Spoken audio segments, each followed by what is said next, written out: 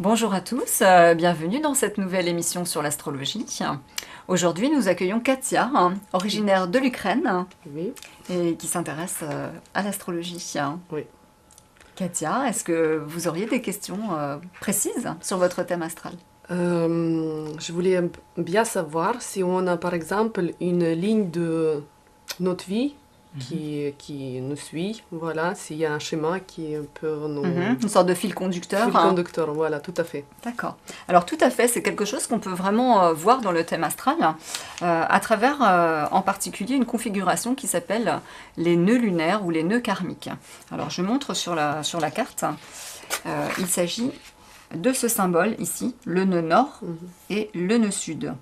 Donc ce sont deux points qui sont en opposition et bien sûr en complémentarité puisque dans toute opposition il y a une complémentarité. Donc par rapport à cet axe des nœuds, ce qu'on va aller regarder, c'est dans quel signe du zodiaque il se trouve, donc où se trouve le nœud sud, où se trouve le nœud nord, mais aussi dans quelle maison, autrement dit dans quel secteur d'expérience de la vie. Donc en termes de fil conducteur, le nœud sud, c'est le nœud du passé. C'est-à-dire qu'il vient nous renseigner sur des acquis, sur des expériences qu'on a déjà traversées, qu'on a plus ou moins intégrées. Si on croit à la réincarnation, on parle de vie passée, de vie, de vie dans une autre vie. Mais si on n'y croit pas, on peut quand même, je dirais, en tirer profit, entre guillemets, puisque le nœud sud vient nous parler quand même de quelque chose qu'on apporte avec nous à notre naissance, d'une sorte de bagage.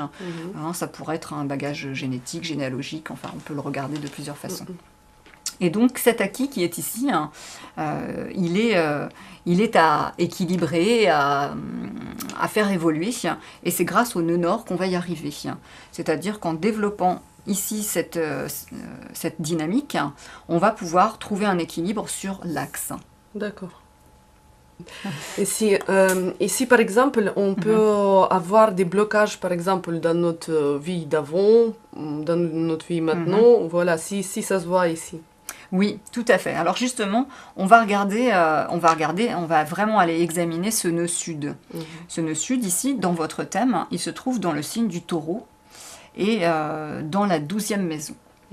Alors, dans le signe du Taureau, ça vient nous parler, le Taureau vient nous parler de matière, de connexion à la nature, de lien à la terre en règle générale.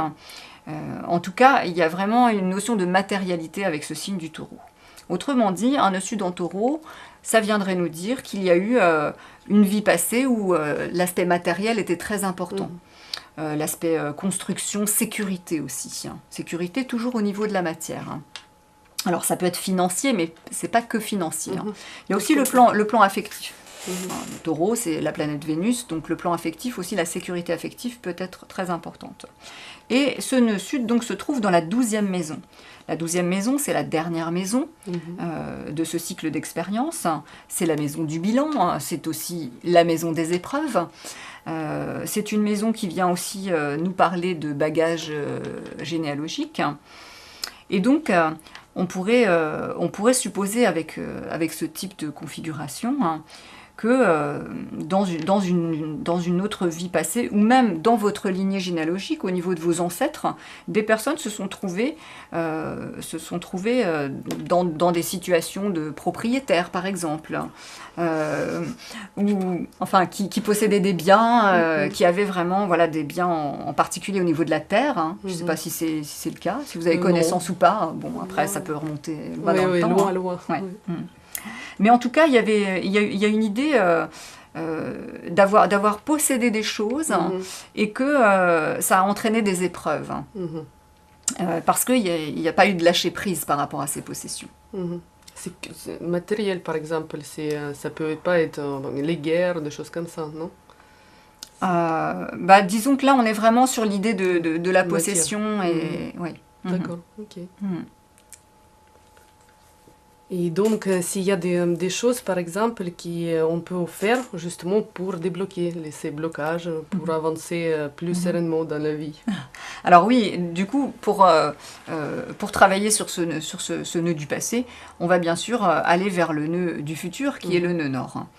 Alors, quand même, je rajoute une petite précision sur ce nœud sud, parce que ici, c'est aussi une sorte de zone de confort. C'est un endroit où on a des acquis. Ça viendrait dire que, par exemple, vous êtes quelqu'un peut-être de relativement à l'aise avec la notion de possession et de matière, hein. Je ne sais pas si c'est le cas, hein.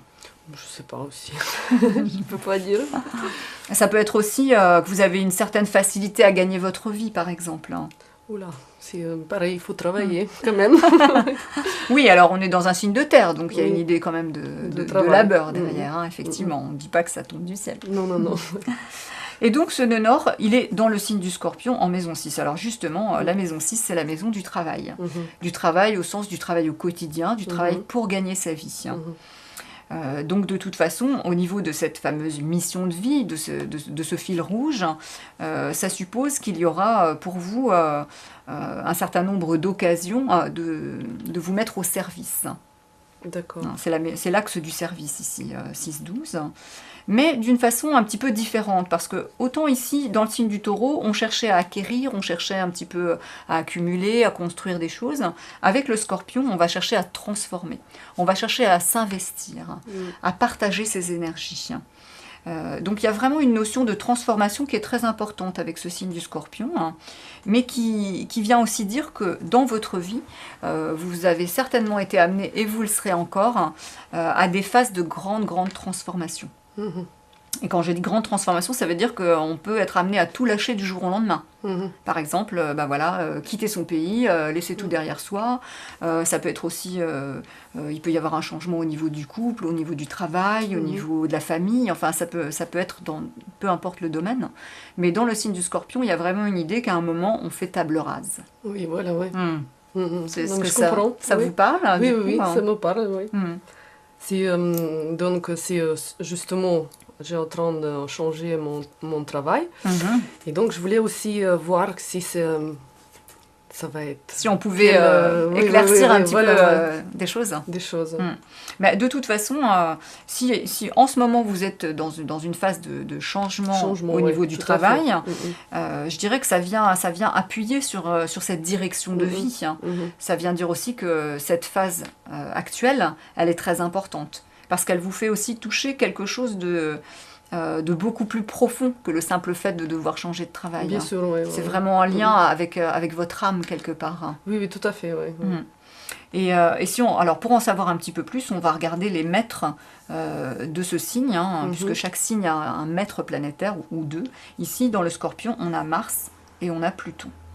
Et si on regarde ces deux planètes, on va trouver Mars ici dans le signe des Gémeaux à l'ascendant, hein, et Pluton en 5 en Balance. Alors, explication, décryptage. Donc c'est la position de ces deux planètes, elle va venir nous donner des clés, hein, pour savoir comment développer cette direction de vie. D'accord. Alors, Mars, dans les Gémeaux, à votre ascendant, donc l'ascendant Gémeaux, nous parle de communication. Il s'agit d'être vraiment avec la planète Mars, donc il y a une action pour communiquer, pour rechercher de l'information aussi, hein. Il y a une grande mobilité avec cette position. Donc on cherche à bouger, on cherche... tout à fait, oui, tout à fait, exact. Ouais. Et cette notion de communication, mais aussi de transmission de l'information. Il peut y avoir quelque chose de lié à l'enseignement ou à la formation, je ne sais pas. En tout cas... Tout à fait, oui. J'ai en train de chercher, donc c'est bien. Et puis la deuxième planète, Pluton, hein, qui se trouve donc en 5 en Balance. La maison 5, c'est la maison de la créativité. D'accord. C'est la maison des enfants en règle générale, puisque ce sont aussi des créations, symboliquement, enfin même plus que symboliquement d'ailleurs. Et donc, cette maison 5, elle vient parler aussi de la capacité à rayonner, à se montrer, à exprimer des choses de soi. Sauf que là, c'est la planète Pluton. Donc Pluton, c'est plutôt secret, hein. C'est pas une planète d'extériorisation comme le serait par exemple Uranus ou le Soleil ou même Mars, hein.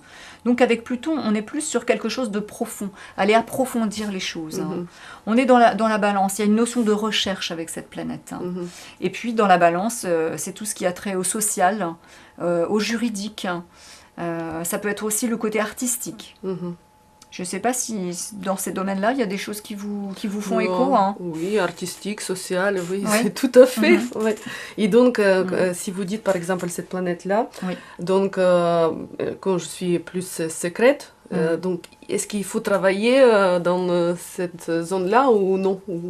Bah, disons que ça va se faire de toute façon, c'est-à-dire que Naturellement. oui, Ouais. naturellement, c'est-à-dire D'accord. que dans ce domaine de la créativité, vous allez avoir Mhm. tendance à aller chercher loin dans vos profondeurs, hein. D'accord. Et ça va se faire parce qu'en plus, on voit que cette planète, elle a quand même pas mal de relations avec les autres planètes dans le thème. Donc, il y a des stimulations, il y a une dynamique, il y a une vraie dynamique, hein. Bon, bah, c'est bien. Donc voilà, là, de façon très courte, hein, très synthétique, ça donne une petite idée de ce qu'on peut décrypter au niveau de la mission de vie. Merci de votre écoute. À très bientôt.